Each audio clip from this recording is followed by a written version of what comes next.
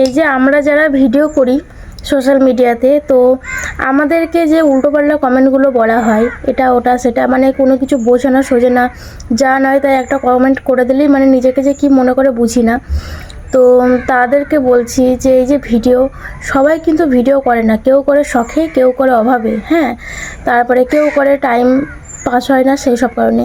তো আমি মেনলি করি কথা বলার জন্য, নিজের মনটা ফ্রেশ রাখার জন্য, ভালো থাকার জন্য। যেহেতু আমি এখানে একা থাকি, কারোর সঙ্গে দুটো কথা বলারও আমার মানে লোক নাই, কাউকে যে দুটো মনের কথা বলবো বা কিছু, কেউ নেই।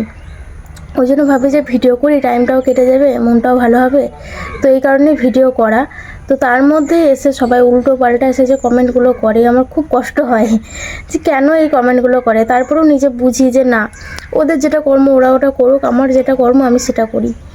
তো যাই হোক, একটু কথা তোমাদের সঙ্গে শেয়ার করলাম। আমার সাথে একমত কিনা তোমরা কিন্তু অবশ্যই জানাবে।